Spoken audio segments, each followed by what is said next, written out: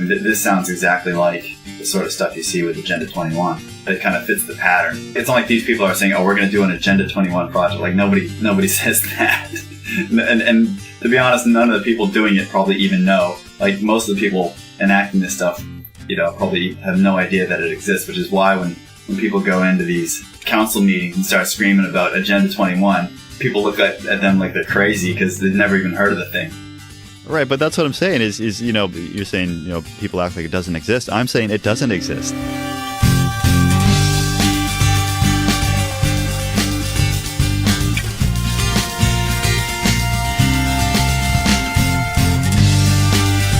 Welcome to Anarchitecture, episode 22. Quick audio note. The first session of this episode was recorded at the same time that we did the intro to the previous episode, and as I mentioned there, I had some audio problems where I was using the wrong mic to record myself. So the effects of Dark Tom Woods can be felt on this episode, just like they were on the previous one. However, my audio quality does improve in the second half of the episode. So if you haven't listened to the last episode, I recommend you go back and do that before you listen to this one. In that episode, we discussed the Agenda 21 conspiracy with the Friends Against Government podcast. And in this episode, we wanted to step back and take a bit more of a sober look at it and maybe try to cover off some points that we might have glossed over in that episode. Because this is a huge topic. And in that last episode, I felt like it was a little bit like drinking from a fire hose, just kind of an information dump just to get out into the open what all this stuff was. And so in this episode, we wanted to touch on some of the more interesting points that we might not have really elaborated on or that we skipped over altogether. Or that just evolved into a total joke. Yeah. So we were presenting this from sort of the Rosa Koire perspective. And as we said in that episode, Rosa Koire is very much an anti-Agenda 21 activist who's written this book, Behind the Green Mask, which talks about how she sees Agenda 21 as sort of a hijacking of the environmentalist movement.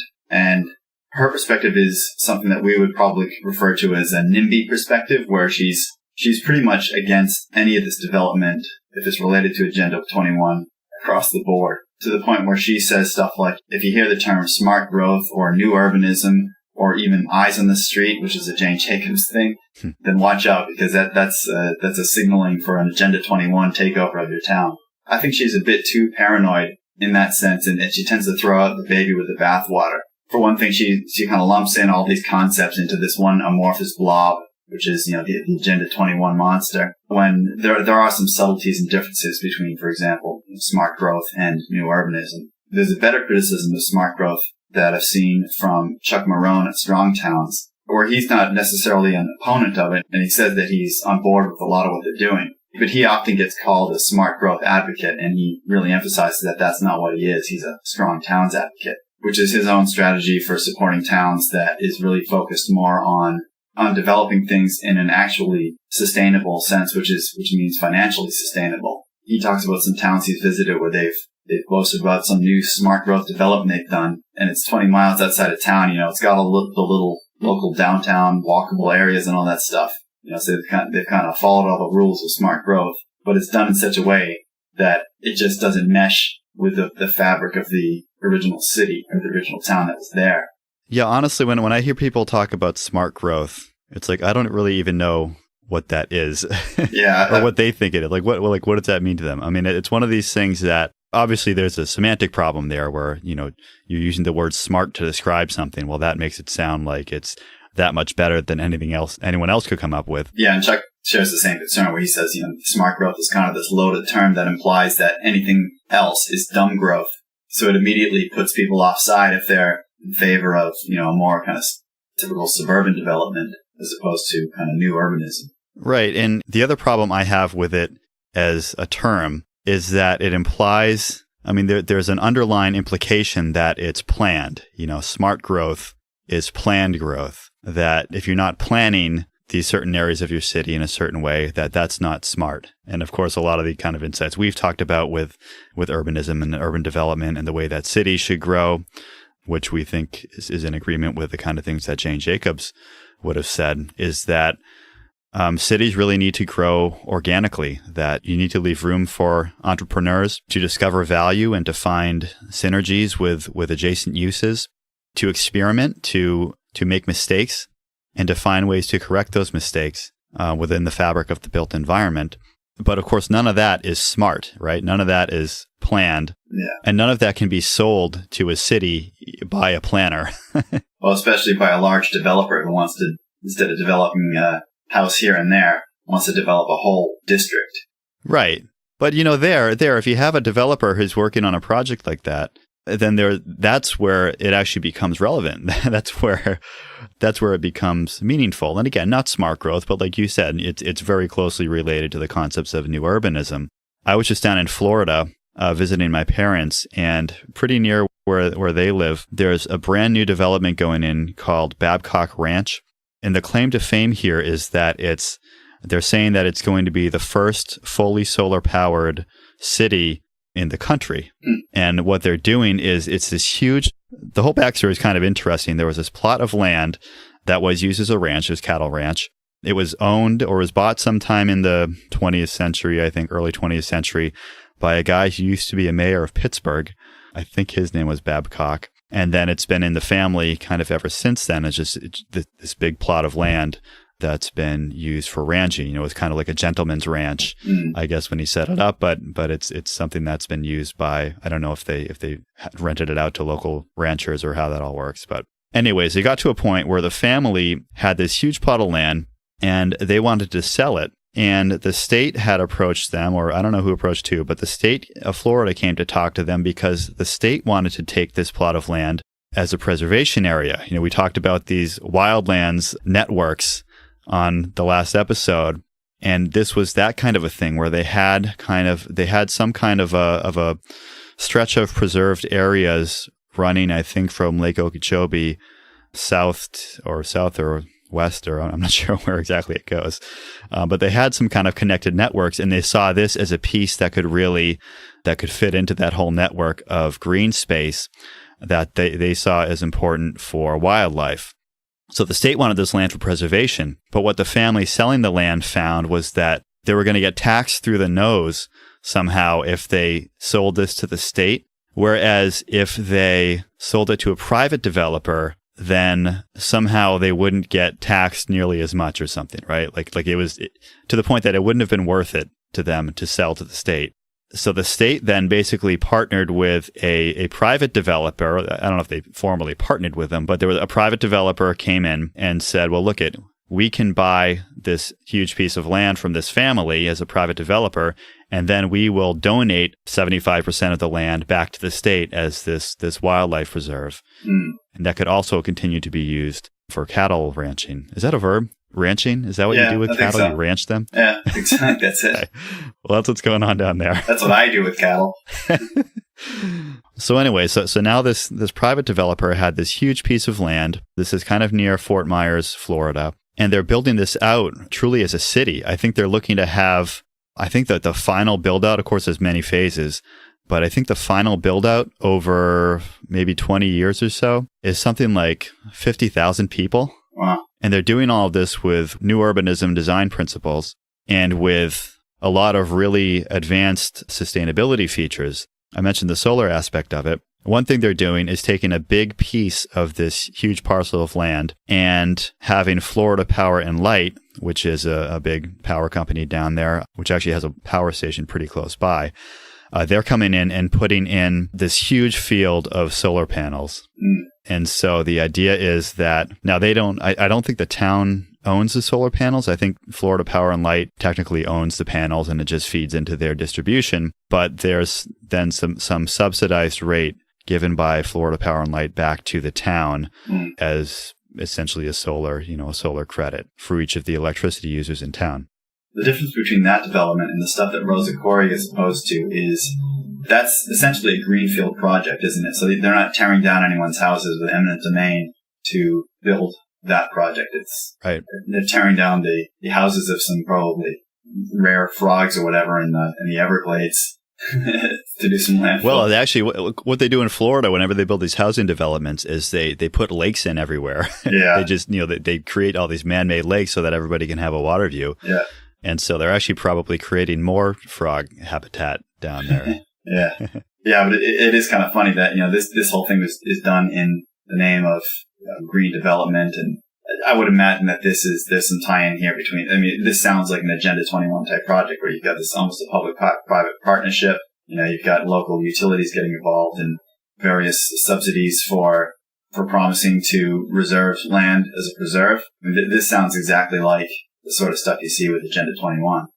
Yeah. And so, all right. So for me, like Agenda 21, that was kind of like a snapshot, right? That was like a moment in time with this whole sustainable development movement and concept.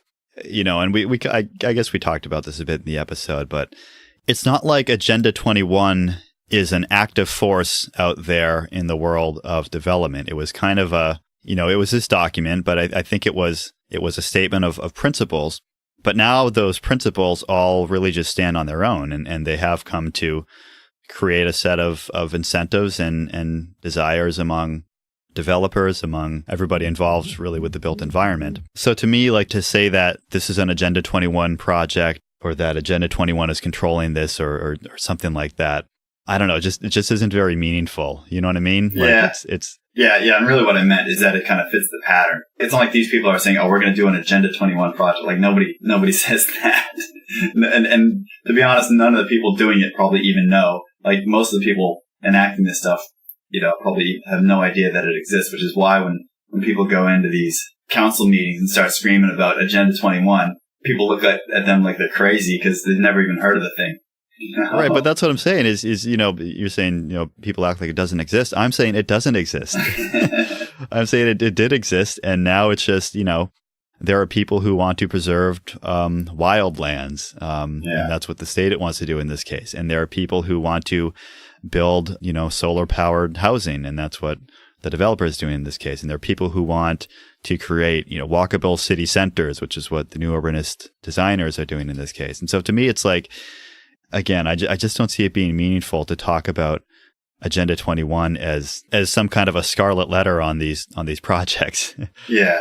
I think a lot of the concepts like preserving places for wild animals, the basic concept certainly has some merit. And so I think, especially as libertarians looking at these things, we need to look at them and say, well, okay, what's good about this? What's bad about this? Are they using eminent domain? Well, that's bad. Are they taking tax dollars to fund this development? Well, that's bad.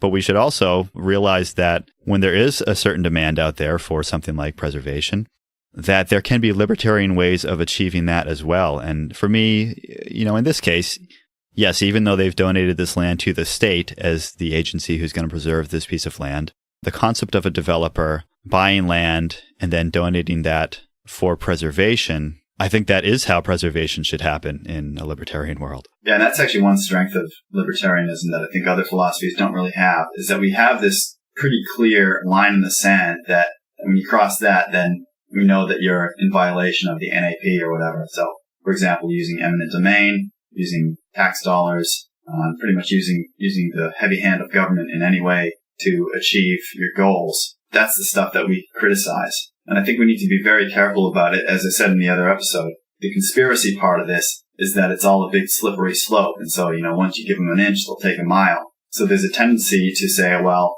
okay, you're not violating my rights right now, but if I agree to this, then it's going to lead to this other thing, and pretty soon I'm not going to have a choice. And that's what you see happening with some of these farmers out west, where they're getting these sort of offers to give up some of their land or give up an easement on their land as a nature preserve. And I actually tweeted something about this the other day where I shared an article about a group called the American Prairie Reserve, which is a non-governmental, nonprofit who's buying up hundreds of thousands of acres, or millions of acres of land around, I think it's somewhere in Montana. And from what I could tell, it's, it is non-governmental, nonprofit. Apparently they've got something like a $75 million bank account. And so you look at it and you go, where did these guys get $75 million from? And so, I haven't done much digging into it to figure that out, but I kind of posed the question. They've got a thing on their site where they sell t-shirts, but I'm pretty sure they haven't made $75 million from selling t-shirts. You can see on their website there's a board of directors, and scrolling down that, it looks like there's a lot of private equity people, and I was looking for names, with Rockefellers and that sort of stuff. I didn't see any of that, but the one name that kind of jumped out was there was something in Warburg Partners Capital or something like that. Warburg is one of these kind of old old money names. It goes back to the sort of Rockefeller days and the turn of the century, in the early days of the central bank. But I don't know. That could just I don't know. Are the Rockefellers, like the Rothschilds, like, are they, like, how relevant are they? Like, I know, like, back in the 70s and stuff, you had David Rockefeller and John D. Rockefeller and Nelson Rockefeller, who was the governor of New York or something at one point. Yeah. And, and then you had Edmund de Rothschild. Mm. Is there like another generation of those guys now who are still doing all the same stuff? Like you know what I mean? I don't know.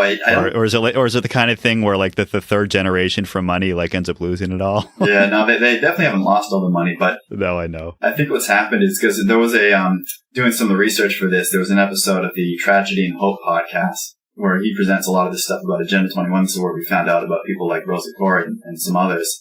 But he also there's like an entire History Channel documentary about the Rockefellers, where they kind of go through all of that. And they do end with kind of like the latest generation where they kind of spin it as, at that point, the whole thing's kind of diluted, right? So, because you've got that many generations. And so there's that many more of them, that you don't just have the sort of family power concentrated in a few people's hands. Right. And the impression I got was that the later generations kind of lost interest in a lot of that stuff. They weren't kind of as fanatical about it as some of as like the John Dees and the Nelsons and all that were. Turns out they just like money. Yeah, I mean, I can't remember where it ended up and what those people are up to these days. I haven't really looked into it, but. Well, there was one interesting kind of news piece that I think it might have been sometime like in the last 5 years or 5 or 10 years where the Rockefeller family has now divested from oil. Yeah. Of course, they got their start with the original John D. Rockefeller with Standard Oil. So I guess there still is some kind of, organization around the way that family is structured. And maybe there still are activists in certain ways like that. Yeah. And so what happens is you see these groups like APR, the American Prairie Reserve, who are these private groups. And so at first glance, and probably at second and third glance, you look at it and say, well, this is actually a libertarian approach to achieving these, wild lands or rewilding or land preservation projects, which, really we, as libertarians, qua libertarians, we don't really have a specific, objection to, because they're not using force, they're not using coercion in any way. There is kind of a lingering concern, though, that what they're doing, even though it's not sort of overtly coercive, is over the long run, as they sort of buy up more and more of these ranches and properties, that it sort of guts the industry in that region and makes it that much harder for the remaining ranchers to make a living because there's less of an economy of scale there for example, someone's coming to pick up a delivery of cattle or something like that, and rather than stopping at a few different ranches along the way, there are fewer ranchers out there for them to kind of share resources with. And so this is where you see some of these concerns from farmers about, how they're not supporting the local infrastructure, and they're sort of gutting these rural communities in order to replace them with these wildlife reserves. So even though that's not a strictly libertarian objection, I think it is something that we need to keep in mind that, and this applies beyond this sort of scope as well, that libertarians can often be, maybe less critical than they should be. People say, oh, well, it's a private company. They can do what they want. They're not pointing a gun at anyone. But at the same time, that's not the totality of morality in a situation. Well, but what they're doing, if I understand what you just said about how they're trying to go about this, is they're putting a price on that land, right? So that they're putting a price on the value of having that land for preservation versus having it available for ranching. As you heard earlier, I don't know anything about the ranching industry. I don't even know what it's called. But if they're able to come in and bid up this land to the point that it's not worthwhile for the ranchers to continue to own it, then they're expressing a shift in values and a shift in demand for the use of this land. I will say, as a counterpoint to what you just said, that there's another problem out in those kinds of areas, not so much on privately owned land, but when you get out into some of these western areas, of course, a lot of that land is federal land. And I've been reading a paper by PERC, which is the Property and Environment Research Center, which I see as a fairly libertarian. I don't know if they would identify that way, but I think they do. Do they? Yeah. Yeah. I think Walter Block has had some involvement with them. Okay. Yeah. Certainly a lot of the arguments they're making are very much kind of libertarian free market arguments for the way that a lot of these Western lands should be managed. The way it works now is that all these federal lands, people think that the government owns all these lands out in the West and they're just preserving that, that it's all just nature preserve for all the wildlife. Yeah. And of course, that's not what it is. That they're preserving all this land for resource extraction. Yes, there are some conservation areas, but all these federal protections were established, in the early 20th century, I guess. Teddy Roosevelt, wasn't that his big thing? Well, yeah, Teddy Roosevelt's big things were basically preserving wildlife and slaughtering Filipinos. So all these federal lands were being established as the U.S. was expanding westward, and as you started to have things like oil development, oil exploration, coal exploration, supporting, I guess, steel industries. And some of these western lands were found to be rich in some of these mineral resources, and they were also found to be good for grazing. I think they're not as productive for farming as areas in the east. They don't get quite as much rainfall. So grazing, I guess, was a better use for a lot of these lands than just having them be developed as agriculture. So they set up a system of grazing rights and mining rights and, oil exploration rights, where they essentially rent out the rights to a certain piece of land to certain companies or certain ranchers or people who live in the area for a period of 10 years. So there are these 10-year leases, and they're, I guess, renewable at the end. But they're very strict about how these things can be used. And so this paper I was reading from PERC was saying that for preservationists, like I think they mentioned the American Prairie Reserve, when guys like this come into these federal lands and they want to preserve them, there have been cases where they've tried to come to auctions and tried to bid for the ranching rights or, the grazing rights or whatever over certain parcels of land.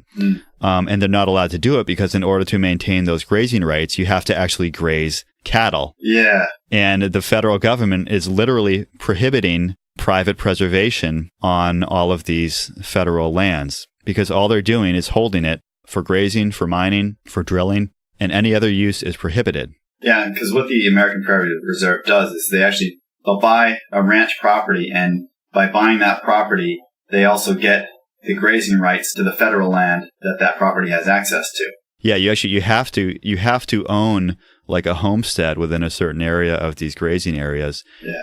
In order to buy the land. So you can't just go out and, buy the rights to a certain piece of land for a period of time. You have to actually own a homestead.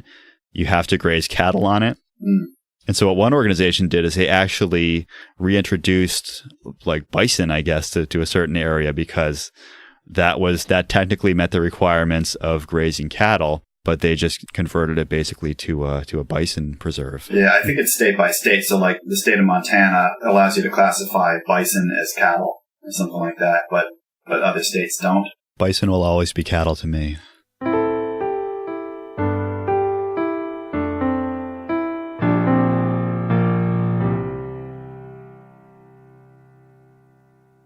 listened to that podcast, Defending Utah, where these guys were kind of talking about things from the kind of rancher's perspective. And Utah better defend itself. we're coming for you, Utah. And what these guys were saying was they were getting, again, I thought they had a pretty good take on everything, but they were getting a bit conspiratorial, where apparently there's different groups there. So there are groups there, there's this whole kind of movement now to sort of privatize all this federal land. We saw this whole thing with the BLM protests with the Clive and Bundy family, where they went up and occupied some ranger station or something like that. And that was all kind of tied into this movement to kind of reclaim federal lands by private ranchers. Mm-hmm. So instead of having these kind of federal grazing rights, they actually privately own a lot of this land, which, as libertarians, that's on the face of it something that we could definitely get behind. What these guys from Defending Utah were saying was that there is essentially almost like shell groups that will come into these communities and be in favor of privatizing federal land. But what they're doing is they're privatizing it for these nature preserves, which is, of course, affecting the farmers in that they can't graze their cattle there anymore. And they start getting these problems with some of the large carnivores that they're introducing to that land, as well as kind of, hollowing out sort of the way of life that's been going on there for probably a century. Right. But again, that way of life, if I'm understanding what you're saying, that way of life has been made possible by a federal government privilege for all these ranchers and grazers. They've developed that land in a way where they haven't been exposed to a broader market. competing for other demands like preservation. Yeah, that's true. But there's also, and I agree that that's a market distortion. There's another market distortion, which is that those ranchers are limited to something like 160 acres for a homestead. So essentially, you can't own, if you go out there out west, you create a homestead, you can't own more than 160 acres, which that was one of these kind of numbers that was set up east of the Mississippi, where you've got this kind of lush land, and you only need so much land to start a viable farm. But when you're out there and the land's a lot more sparse, then you actually need a lot more land in order to raise cattle or whatever, just to support a single family. So, and this is where I think guys like Murray, and I think we've even mentioned this before, that the sort of basis for homesteading needs to be based on a sort of reasonable understanding of what's required to build a legitimate homestead in a certain area. And it's very much dependent on local geography and climate and all that stuff. Yeah, I mean, the way I would say that you would define that kind of parcel size for homesteading is that in order to homestead, we like to say that, you go and labor with the land in order to establish the extent of your homestead. But the reality is that in order to do that, you have to make a claim first. You have to make a claim and define, a boundary or define an area of land, and then some declaration of intent of what you're going to do on that land, right? So to me, it's like Walter Block has kind of said things like, well, you start farming at one side of the property and you work your way to the other side of the property. And if somebody else has started, on the other side and worked towards you, then you don't get that land because they've homesteaded it. Yeah. But I think realistically, there needs to be a system of claims where if you want to go and, let's say, start planting a large piece of land for agriculture, that you need to be able to make a claim first where you're declaring the intent you're going to have for that land. And, as long as nobody else has done that before you on that parcel of land, you should be able to defend that claim during the period of time while you're establishing the area that you're homesteading, that you're farming or whatever. Yeah. But if for some reason, if that period of time passes and you haven't homesteaded the full extent of it, then you shouldn't get to keep the rest of that, or you should have to, reclaim it or renew it or whatever. You could think of any number of processes there to manage that. But when you think about homesteading in kind of realistic terms, I think that's the kind of process that you could look at. And so in that case, there's really no need for any kind of limits on the size of a parcel, because those limits would be established by each individual homesteader based on what they think they can achieve, how much they can take on, and how much they can actually turn into productive land. Yeah. I mean, the main point I was making is that there is this arbitrary limit that's been imposed on them. So as always, when the state gets involved, you get one problem that they create, and then the solution that they propose, which creates other problems. Right. And so, and that's exactly what you get here. You got this, they've created the original problem by limiting the size of the homestead, and then they've tried to compensate for that by granting these federal grazing rights on the federal lands. But in reality, both of those are market distorting factors that just mess up the whole system. Right. Right. To tie this back into the preservation discussion, I think one problem we have with libertarian homesteading theory is that we don't have a good way to describe how somebody could homestead a parcel of land as preservation land, or conservation land, because the whole Lockean homesteading principle is founded on this idea that you're mixing your labor with the land, that you're going out and farming or felling trees or whatever over the area of land that you're claiming. I think that there should be a means for people to make a claim for land and to establish it for preservation. Because, even the most black-hearted anti-environmentalist could probably think of a few natural areas that they like and that they think should stay the way that they are. So I think that it's now our job, Joe, to define a way for libertarians to homestead land for the purpose of preservation without mixing their labor with it. Now, of course, the simplest thing you could say is well, you could make some kind of a trail network or something so that, it becomes hiking land, and then then that's a use. But I want to try to come up with something more pure than that. Yeah. That this is truly like off limits, no-go land like we talked about in the last episode. Yeah. Is there a way to achieve that within the bounds of libertarian homesteading theory? Yeah, and I think you kind of said it before, where if someone makes a claim to this land and they declare it as the use that I'm claiming for this land is as a wildlife reserve, then really what they need to do to demonstrate that is simply defend it and keep off any trespassers or poachers or whatever. That's the labor that they're exerting to sort of mix with that land. really just the act of actually preserving it and preventing other humans from accessing that land. Yeah, so I was recently at the New Hampshire Liberty Forum, and Stephan Kinsella gave a talk there, and I got a chance to ask him a question at the end of it. His talk was all about theories of property rights and the proper way that libertarians should think about property rights. The question I asked him at the end was about abandonment and, at what point does land become abandoned? Because there's this idea in libertarianism that once you homestead a piece of land and it comes into ownership, then you own that, I guess, in perpetuity, unless you sell it or abandon it. And what you hear from some people on the left and even, left libertarians is arguments that, well, it's not right that people can just own all this land without using it, without maintaining the productive use of it, which is the whole point of locking homesteading, is to say that this land that otherwise is available to the public as common unowned land, in order to take that out of that public sphere, there needs to be a justification for somebody to claim the right to be able to evict people from a piece of property. And so that's where locking homesteading comes in, mixing your labor with the land, putting the land into productive use. To many, that is the justification for claiming eviction rights over a parcel of land.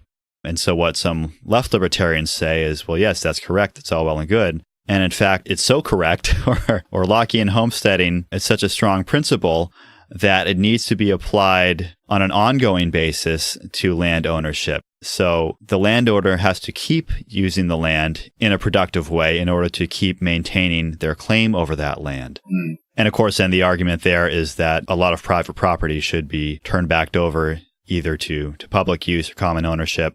But what anarcho-capitalists would say is that that's not right. Again, that this land, once it comes into ownership, once that ownership claim has been established, that should continue in perpetuity until someone abandons it. So long story short, I asked Stephan, what constitutes abandonment of a piece of land? Is there a point at which land that has been, allowed to lie fallow, as I think Murray Rothbard would say, is there a point at which that reverts to being unowned land that can then be homesteaded by someone else?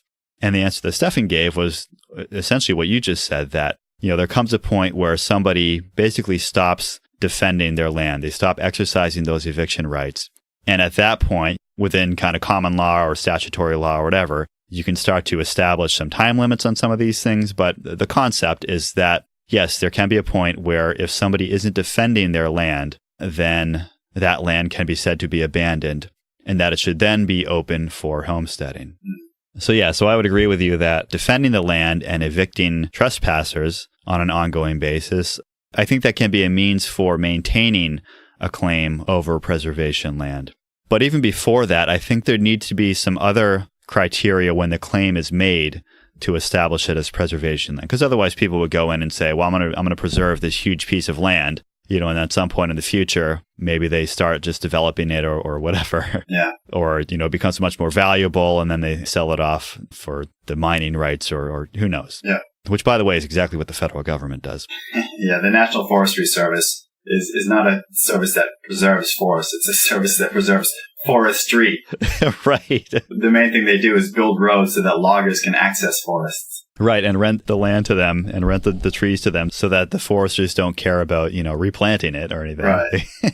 They just go on and take it and leave, and then somebody else gets the next lease for the next 10 years. Yeah. I guess what I have in mind is that if someone wants to make a claim on a libertarian basis to preserve an area of land, that you might have some criteria like, obviously that they would be prohibited from developing the land. So it's kind of the opposite of, I guess, the Lockean principle, that if they're saying that nobody else is going to be allowed to develop this land, that obviously they themselves shouldn't be allowed to develop the land.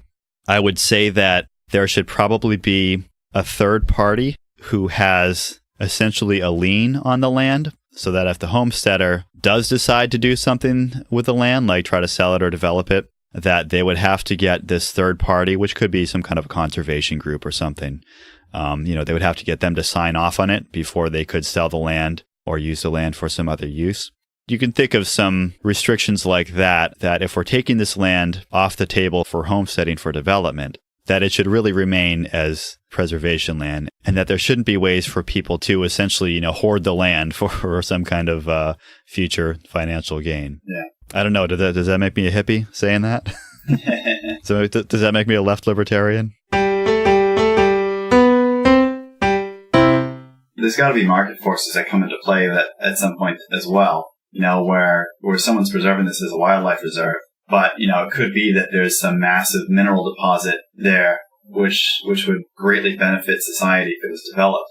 So again, the market's all about balancing diverse interests. So in that case, there might be some way that they could grant a certain part of that land to some miner to develop an underground mine or something like that, which wouldn't have too much of a surface impact, but where they could actually develop the deposit underground, or let's say it's drilling for oil or something like that.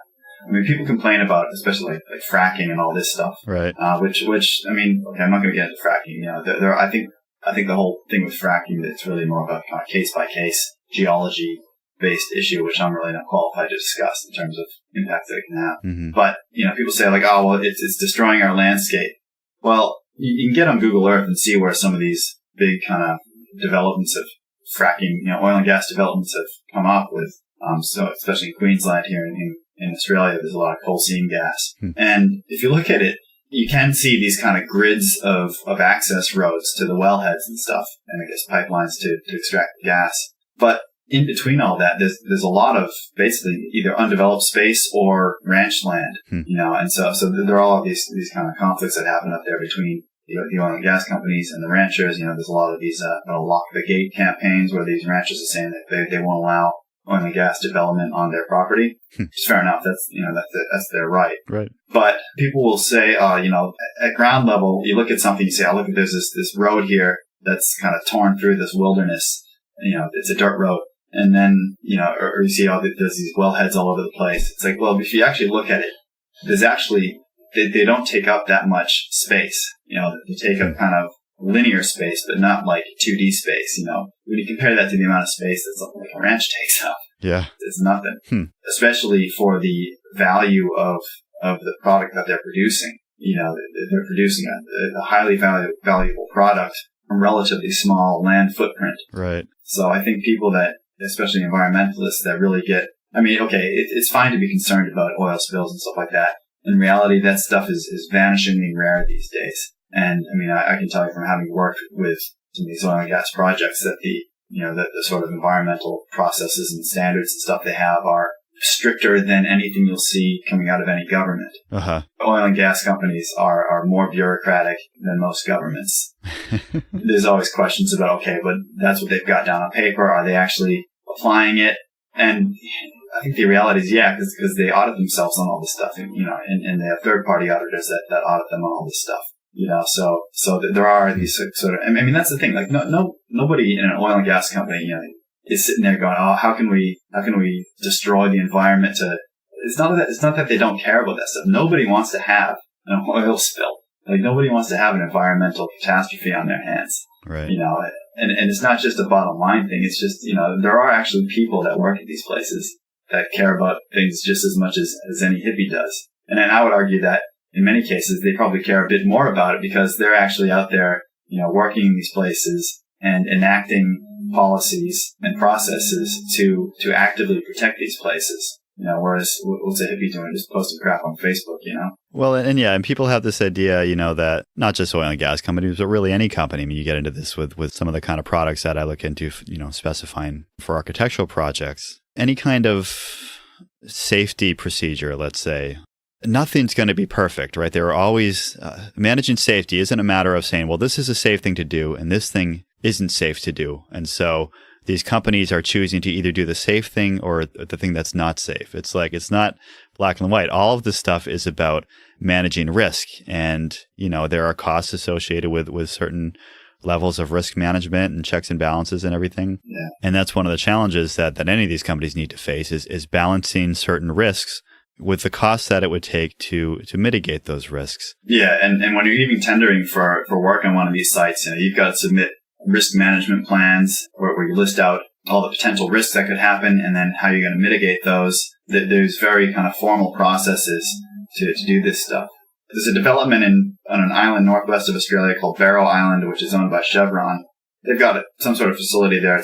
I'm not sure if it's a refinery or just a sort of collection point for all their offshore wells, where they've actually created this nature reserve of this whole island. And they've won awards and stuff for it being, such a good nature reserve that they've been able to categorize and preserve all these various kind of rare animals up there. And so they kind of spruiked that as sort of a model for how environmental protection could be done. And so, of course, as a libertarian looking at that, it says, yeah, well, that looks great.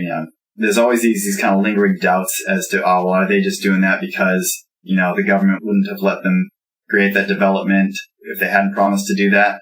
Who knows? Again, it's the government distorting everything, so you don't know what to think.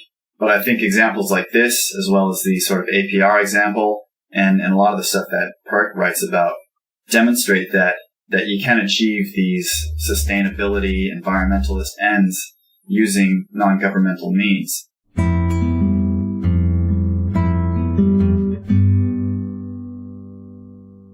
One aspect of Agenda 21 that we didn't really get into with Bird and Carr is the use of public-private partnerships as one of the main tools to implementing all this stuff. Now, there are some people who will call any public-private partnership a form of fascism, because that was one of the economic arrangements under fascism. Now, I think fascism has a much broader scope than that, but it is, as Bird said, very much the neoliberal approach to getting this stuff done, where you have some private corporation teaming up with the government to get some public funding in order to build some project.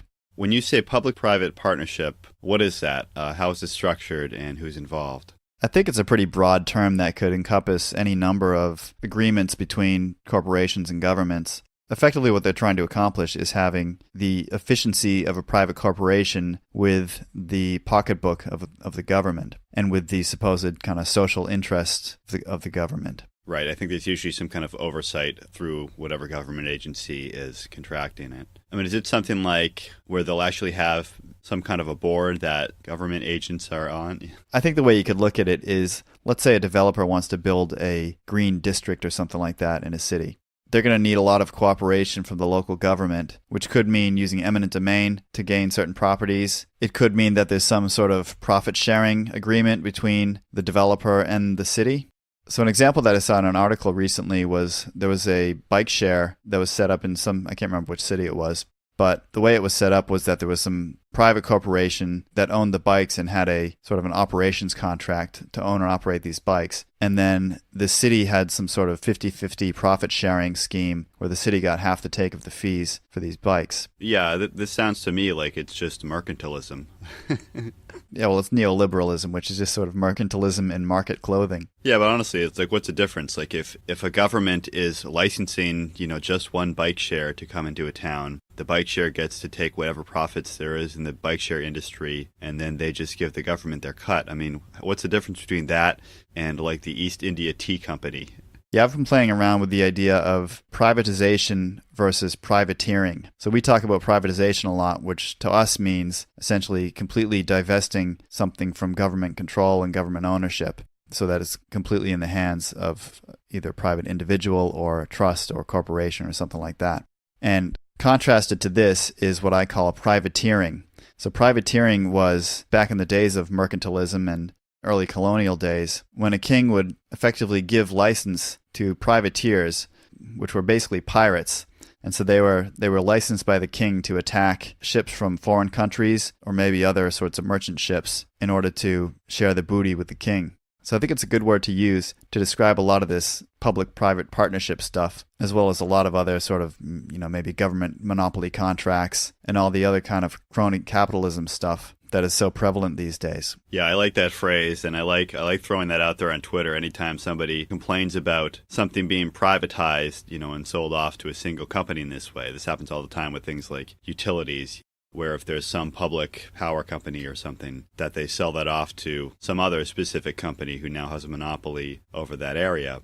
To us, that's a poor way to privatize something. We talked about this in a little more nuance and detail in our public space series, a couple of talks I had given, where we argued that for things like roads, parks, and other public spaces, that there were two things that needed to be considered. One was the fact that on many of these, public access had been established, and that by and large, a right of eviction, in other words, exclusive use, had not been established. So to us, if a road gets privatized, those public access rights would need to be preserved through easements or other means. The other side of that is that any services or utilities or infrastructure or public space that's currently owned by a government a lot of people would view that as being a form of public ownership, meaning that many people in the public essentially have an ownership claim on that asset, and it can't simply be sold away by one party, meaning the government. And I'm sympathetic to that. I think that there's a problem when a government takes something that, however poorly and inefficiently, is benefiting its citizens as owners. I think that those citizens need to have a say and possibly an ongoing ownership stake in that asset unless they relinquish it. And in fact, I think this is more complex than even like a stock ownership kind of company.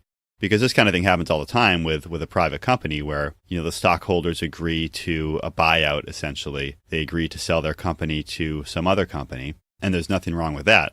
The problem is that when it's a government doing it, the government sells us off to this other company, and then there's nothing left to show for the citizens. Of course, the government gets paid. Yeah, but do they actually lower taxes after that? Yeah, no, of course not, right? I mean, and it's not just about the money piece of it, but it's more about the control piece of it. Because, of course, when governments have taken these things over, they've built up the industry as a monopoly. And so when that gets sold off, it's going to continue to be a monopoly, which is the problem with the privateering scenario. And that's the problem you see in a lot of so-called privatization efforts, is that rather than having a crappy monopoly government owner of some asset, you now have a crappy private monopoly owner of some asset, at least for a while. Yeah, and quite often in those situations, what happens is that the government will spin this thing off to a private entity, but then will impose a whole bunch of regulations on it, effectively to so-called protect the public against its monopoly power. But in reality, as regulations so often do, it ends up just entrenching the monopoly power of that new company, because the regulations are so onerous that it makes it impossible for any smaller firm to compete. Of course, what does often happen is that there may be some bigger conglomerate or something like that ends up buying up this asset. And then, of course, you've got even less local control over it, with all these same onerous regulations still in place that maintain the monopoly position of this company. I think the result from that, when governments have all these regulatory conditions that apply to some privatization of something, is that not only is that thing now a private monopoly, but now it's also an inefficient private monopoly. Yeah, exactly. And it's not entirely inappropriate, at least in theory, for government to put some conditions on it and to maintain some kind of an oversight in recognition of the fact that it is a monopoly, that it's getting all these assets that it would take another competitor a long time to build up in that area. Yeah, because with any monopoly arrangement, they end up running into what's often called the socialist calculation problem. But what Murray Rothbard showed was that the application of this to a socialist government is really just a special case of the problem which really affects any monopoly situation. And what the theory is that because there are specific factors that this monopoly corporation or government needs to procure, there aren't any real market prices for some of these items or services that they need, because there's nobody else anywhere nearby that is bidding for these same resources. And so what happens is that they are unable to use the profit and loss pricing mechanisms to rationalize their supply and production chain. And as a result, they often end up with shortages of certain resources and surpluses of other resources. And it basically looks to an outsider like it's just plain mismanagement. But in reality, it's a much deeper function of the monopoly condition of that corporation. Right. They don't have the kind of feedbacks you get in a competitive market about what's valued and what isn't that would help them to set priorities and steer their resources to those things that were in greatest demand. And so creating a monopoly like this is just one of the problems that you get when you have this privateering situation. And at some point in the near future, we'll do an episode to really flesh out this idea a bit further and hopefully provide some real-world examples.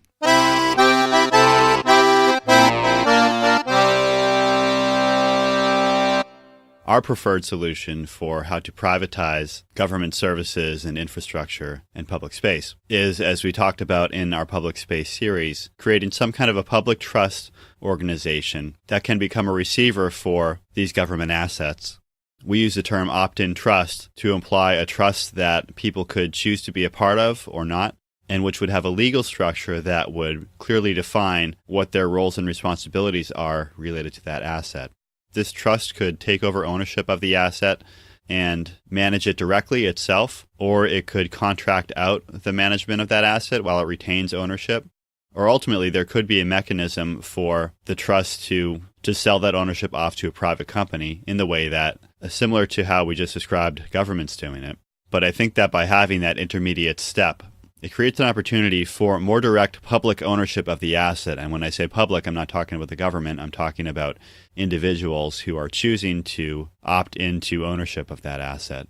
They're able to come in and manage it and secure the benefits of it as best as they can. But ultimately, there should be a mechanism for them to be able to sell that off if there's broad-based support for doing that. So we can apply this idea of privatization versus privateering to these public-private partnerships to see if it's a legitimate privatization that libertarians could actually get behind.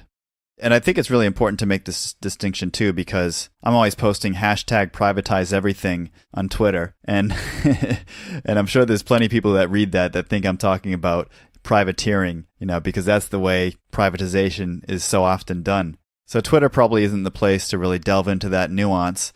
But hopefully we can get this idea out into the open a bit more and get people using these terms to distinguish between legitimate and illegitimate privatization. As I said in my talks about the topic of public space, I don't like the word privatization to describe what we're talking about. And there are a couple of reasons for that. As I said in those talks, which for the listeners were our episodes 13, 14, and 19, the problem I had there is that I was talking about privatizing public space, but keeping access to those spaces public. So in that case, it gets really confusing if you're talking about privatizing a road, but what you're really talking about is maintaining public access to that road, but just divesting the ownership of the road to some other organization. So our preference there was to use the word divest or divestiture rather than privatization. Divestiture implies simply a change in ownership, whereas privatization implies a whole range of other exclusive use type of rights, especially to a piece of land. Beyond that, I have a broader problem with using the term privatization, and that is that it accepts this lexicon that we have today of calling government things public and calling things that aren't government private. Yeah. And as I've said before, probably on Twitter, I don't know if I said it on the podcast, to borrow a line from The Usual Suspects, the greatest trick the devil ever pulled was convincing the world that government is public. And what I mean by that is that people have this knee-jerk reaction where they see government doing something and they assume that they're doing it for the public, that they're acting as some kind of a public trust, and that they're acting in the best interest of that trust and of the public. And I don't think that's the right way to conceptualize government. I see government as no different than any private corporation or private nonprofit organization that has a small group of people making decisions, that has a means of raising funds for itself or monetizing its services, and that has a very diverse and often conflicting set of goals that it's trying to achieve. Yeah, but the difference is that the people can vote. And that's why the government is always looking after the people's best interests. All right. So all the people. Okay, so first, the first problem there is, again, if we're talking about this being public, there's no government in the world that is truly public. There are always these limited localized monopolies, so that if you have a city government, it's not a public city government.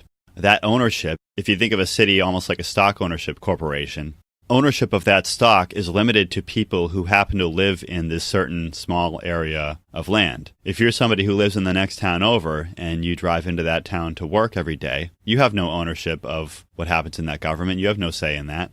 That ownership, to the extent that voting is a form of ownership, even that limited form of ownership is limited to a small group of people within a certain area.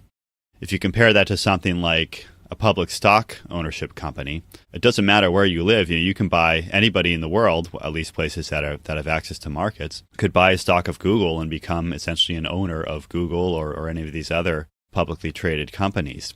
To me, that arrangement is more public than a government arrangement, which again is a small local monopoly that's only opening up ownership to a certain group of people, right? It's like an exclusive club. It's like a gated community with a homeowners association. Yeah, I've been thinking that the reason people like voting so much is because it's free. It technically doesn't cost you anything to go in and cast a vote.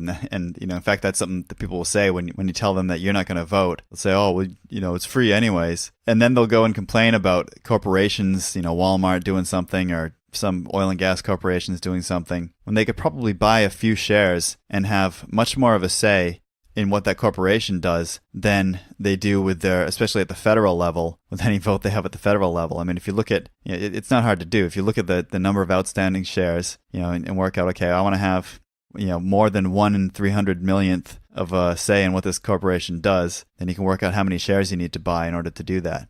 And then, you'll have more power than you have when you vote for the federal government.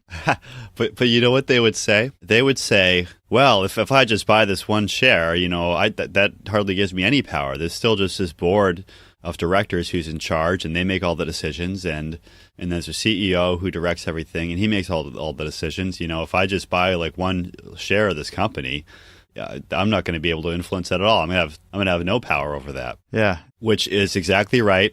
And that's the exact same argument that everybody should be applying to voting as a means of controlling or reining in government and somehow bending it to our collective will. And not to mention that, the people aren't a homogeneous unit either. If you get 60% of a vote in an election, that's considered a landslide. And so the idea that there's some unanimous will of the people that the government is supposed to be serving is just preposterous on its face. Well, or I wouldn't say that. I mean, I think there are certain things that there is a will of the people that, 80 or 90% of people probably agree on. But those things aren't things that people vote on. It's just that when it gets to that point, politicians aren't debating those things with each other anymore. Yeah, there's sort of a natural selection of wedge issues. When you're voting for politicians, you're not going to get two guys up on stage debating, but both agreeing that slavery is bad, because that's something that everybody agrees with these days, right? So it's just not going to come up during a debate. So the issues that come up are the ones that do divide people, that are these wedge issues, like abortion or immigration or climate change. Right. So this idea that a democratic government is representing the will of the people and that those people own the government, that it's publicly owned and publicly controlled, I think that's a misapplication of the word public. And so when we say we're going to privatize something, well, that kind of grants that it was somehow public to begin with, which, again, I don't think is the case.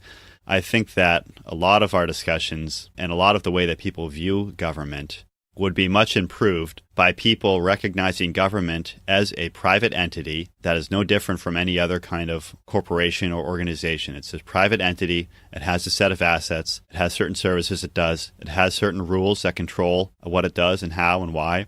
But it's not acting on behalf of the public, at least in comparison to something like a public trust or even a cooperative or something like that. There are other forms of organizations that I believe are more public or could be more public, that could be open to ownership to anybody, and that could truly have as their mission the protection of those things that are identified as public assets. So you're going to come up with a new term for that? Because I came up with privateering, so this one's on you.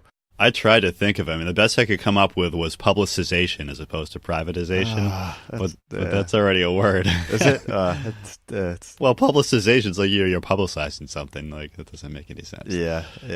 But yeah, we need to think of a word for that. Maybe we'll farm that out on Twitter. We've said in the past divestiture, but that's sort of the specific process by which you divest the government assets to something else. But that, of course, has this whole other connotation these days because of this whole divest. You heard of this boycott something? Boycott, sanction, divest movement. Yeah, so that's kind of taken on this whole other connotation these days, which isn't really what we're going for. Yeah, I want to come up with a word that implies what people think of with privatization, which is that you're taking something that's a government asset and putting it into the hands of a non-government organization or company. But I want something that implies that when that's done, that whatever public rights and benefits existed while it was in the hands of government should be maintained through this change of ownership. What about destating or destatalizing? It's not getting better. We'll keep working on it.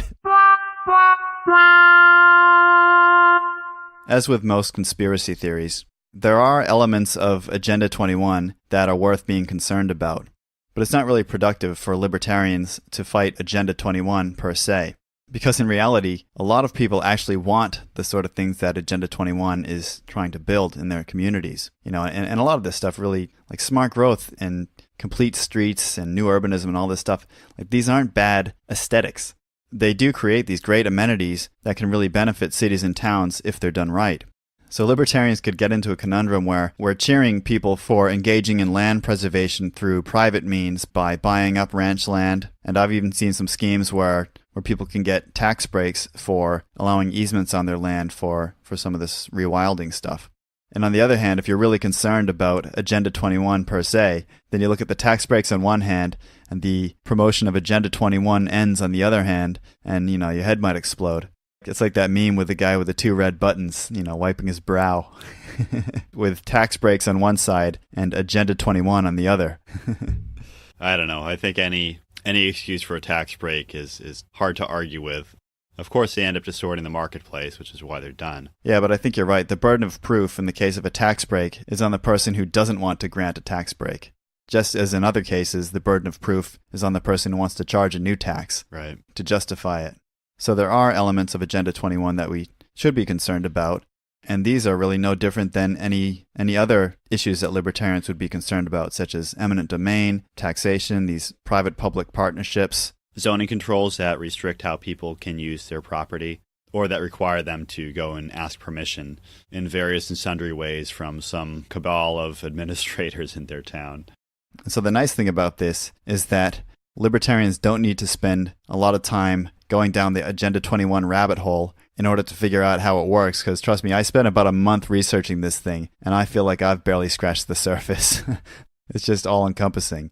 So what we should be doing is looking to more productive ways to engage the kind of people who are doing these projects and try to influence them to approach these projects using non-aggressive, voluntary means. Yeah, that seems to be the theme we always come back to on our show, is that whatever ends people want to achieve, we can be kind of agnostic to. And we're happy to let those discussions play out where people are arguing for something like complete streets or walkable downtowns or densification in their downtown areas or preserved areas. All of these things should be discussed. But of course, the true value and virtue of those kinds of ideas can only be discovered when they're required to be brought about through voluntary market transactions rather than government coercion.